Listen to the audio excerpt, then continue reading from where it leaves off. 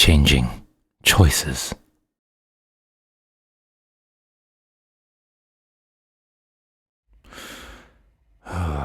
Whatever. I pick her then. I lazily gestured towards the girl on the left. Compared to the others, she was the shortest and thin as a rail. I'm confident if I tripped her, she would surely fall and break every bone in her body. Her hair was rustled up in the back as if someone had grabbed her by it. By the pale bruising over her throat, there was clear evidence that someone had choked her. Well, she must be the audacious type. Within the border of my vision, my father's advisor, Atticus, was snaring at my pick. She's quite petite, my prince. Perhaps one of the others would be more sufficient to your liking? He gestured towards the other women in line. All of them looked like they had been dragged up and down the streets of Polaris by the Tao expressions in tattered linen gowns.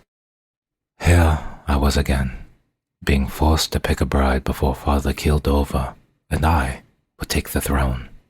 It's of the utmost importance you come off as a king before you become the king. He would always remind me when I came back empty-handed what horseshit that was.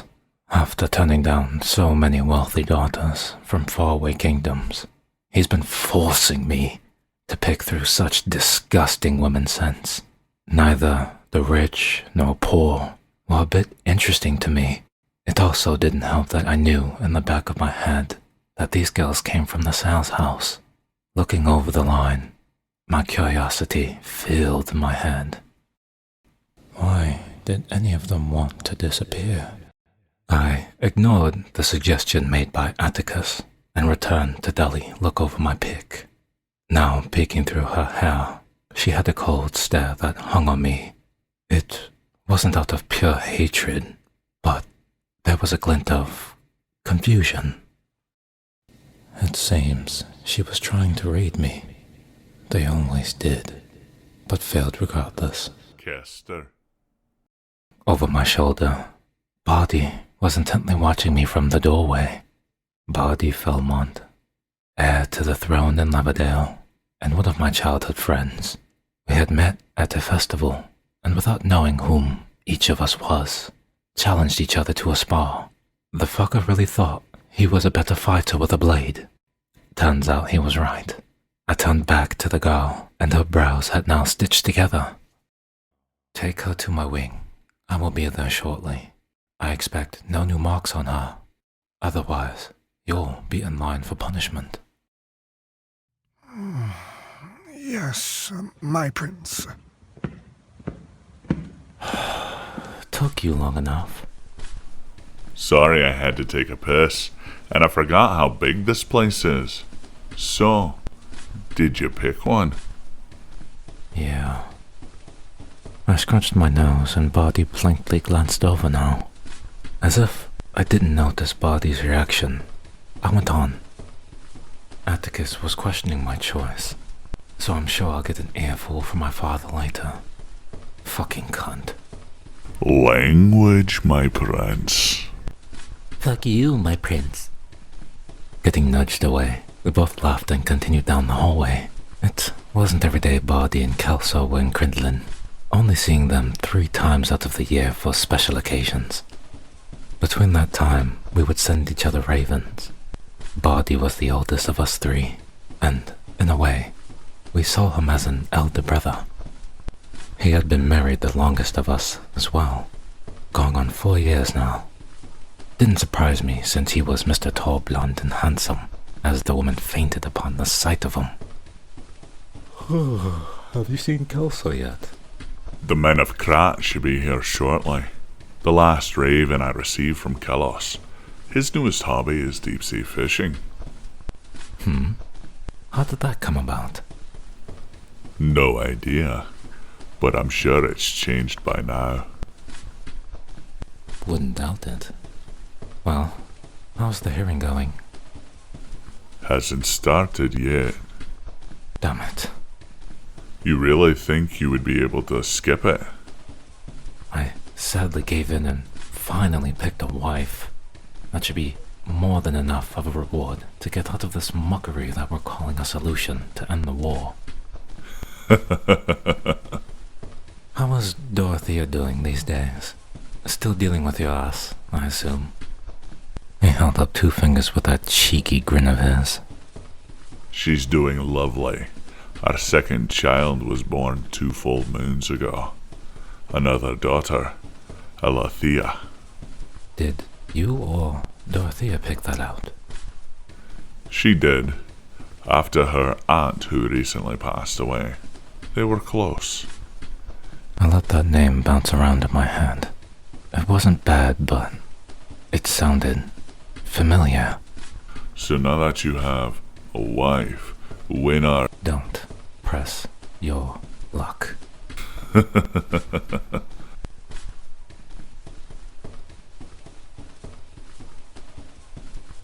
I knew we were going in the right direction, since there was more and more guards lining the halls. None of them peeped a word. Baelon guards were either cocky or submissive, handing their heart and balls over to my father to prove loyalty.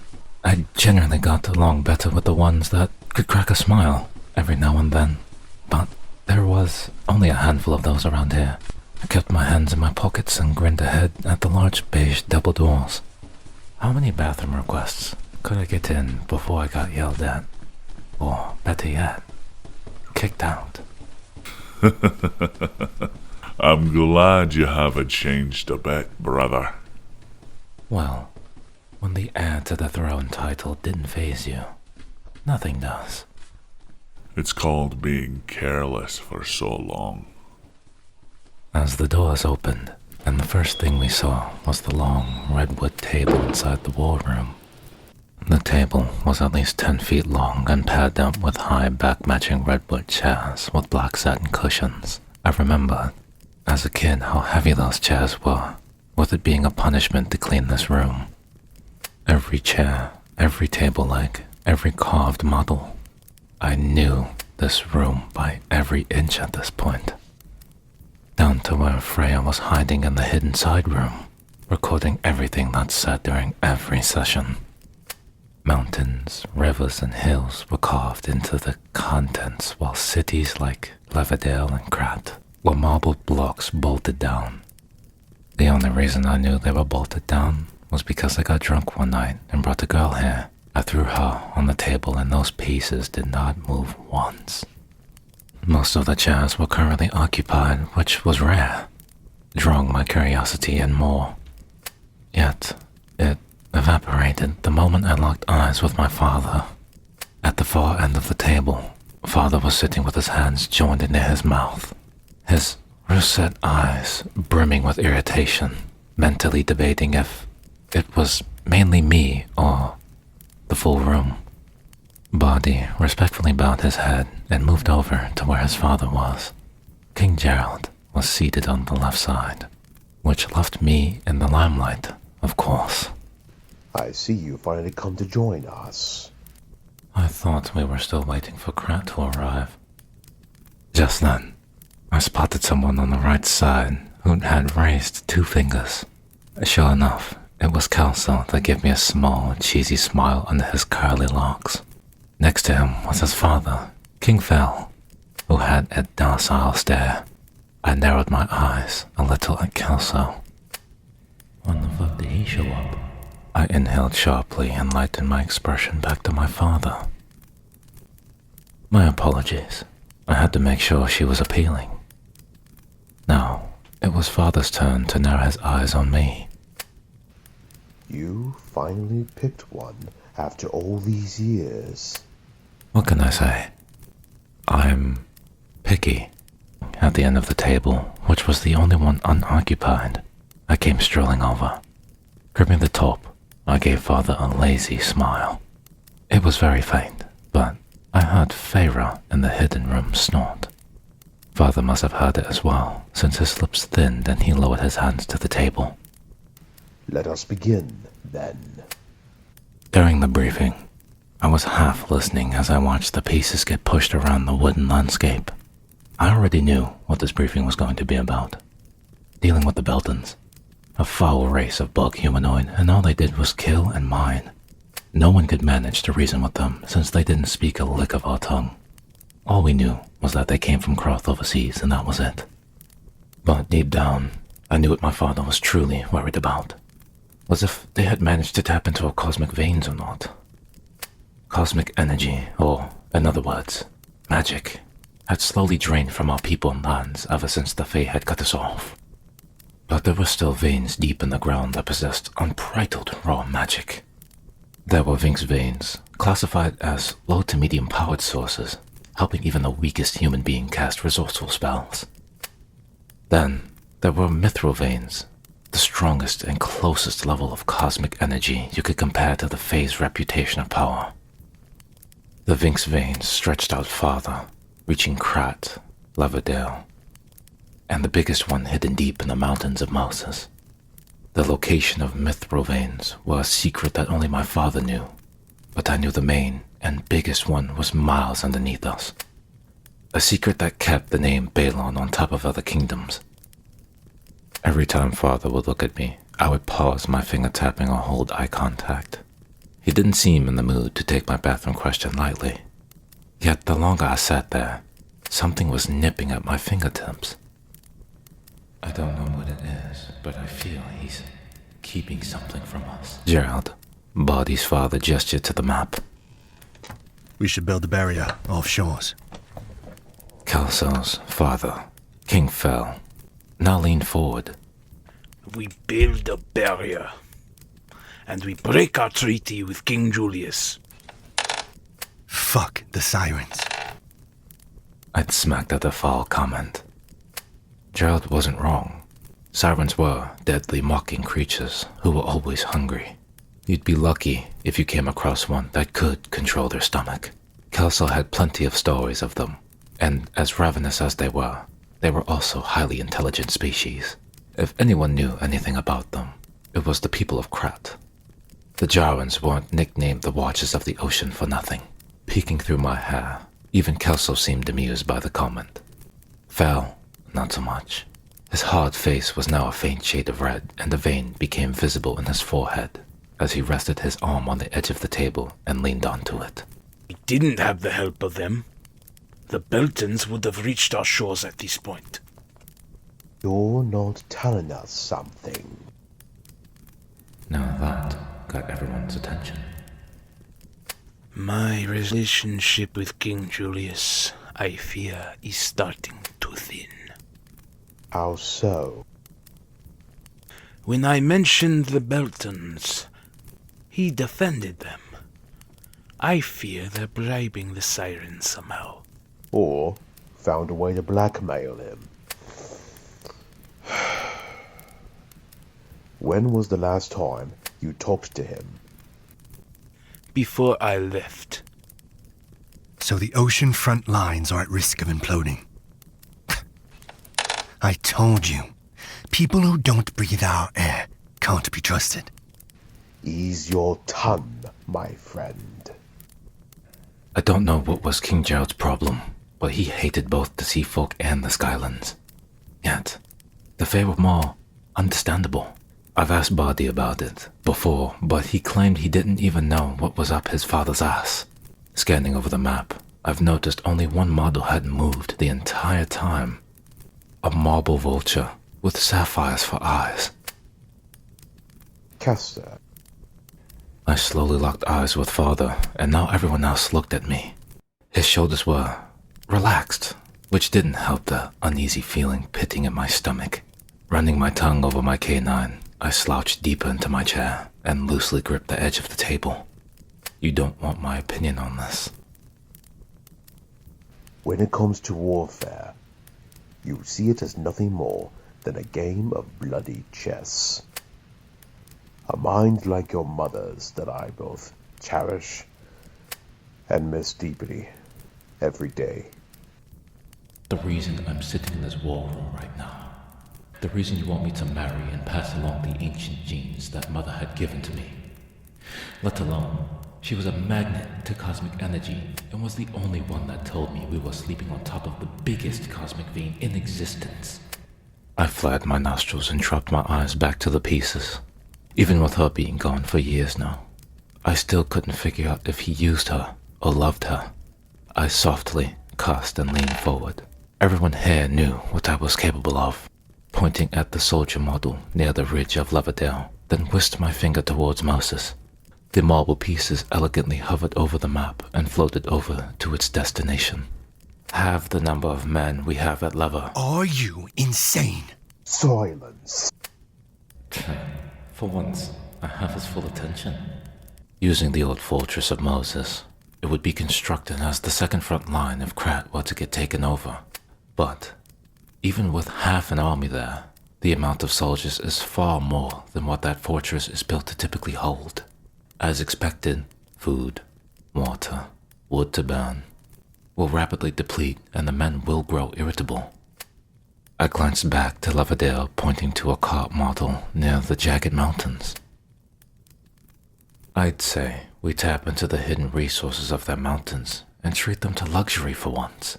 You know, to show appreciation of their loyalty. You want to bribe them? Hungry wolves turn on each other very easily. Gesturing with 2 fingers, I focused and made the marble cart hover off the table. The stone model began to vibrate before the bubbly cracked in half. Waving them off, one of them floated over to Moses, whilst the other floated to the coast of Krat. When the sirens see that we are feeding our men untouched good food, it'll make King Julius rethink what he's doing as right and wrong. You'd risk the winter supply? While that is happening, we send a word to the Skylands. Preposterous. They don't care for the landfolk. I lazily locked eyes with Gerald. Men feared this man like he was some god. Sure, he had a bigger army than any of us, but it is nothing but steel and skill. Besides him, Body kept a studying gaze on the map and was tight-lipped. He must have been trying to piece together what I was doing. Surely, it'll make King Julius question his actions. We need to find out if the Beltons have attempted to bribe them, or if they hate the fuckers as much as we do. If they're neutral, we leave them alone. You'd be stirring the cauldron just speaking to them. Israel, I veto the prince's suggestions. It would break Lavendale's pact to even meddle with the Skyfolk. Pact? What fucking pact is he talking about? I opened my mouth, but Father spoke fast. Castor, leave us. What the fuck is this? He asked for my strategies and I get my hand slapped. Can I at least... Leave. This is why. Why do I even bother showing up to these anymore?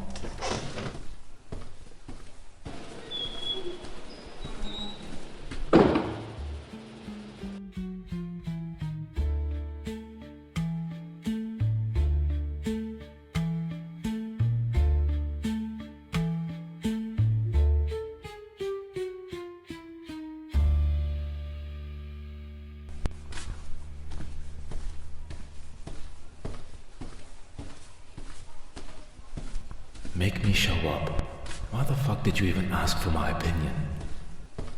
Why am I even allowed in the war room if no one is going to value anything I say? Once I reached my wing and didn't see a guard in sight, I punched the sconce off the wall.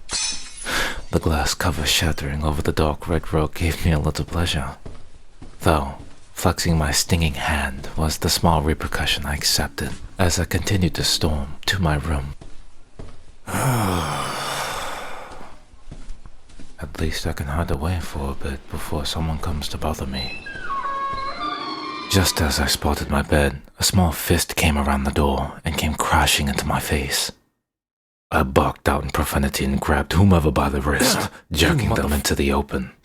To my surprise, it was the girl from Alia. Her face was twisted with anger and confusion, ready to swing another right hook when I reactively shoved her away. It was enough force to send her to the floor. I went for my throbbing nose and immediately winced from the stinging sensation. What the fuck just happened? Carefully examining my nose, I tossed a glare over at the woman who was non-surprisingly doing the same. With my foot, I kicked the door shut. Are you always this friendly? You pushed me! Bitch, you just broke my nose. You are beyond lucky that I am not like other men. She better not have any new marks on her. Oh, I'm so flattered. This bitch. By the surprisingly impressive deep-voiced mockery, it made me stop in my tracks and grimace back at her. She got back to her feet and whisked her hair off her shoulders, and I quickly found the handprint bruise over her throat. It had gotten much darker than the first time I saw it, which made me curious. Who choked you? Why? You gonna kill the bastard?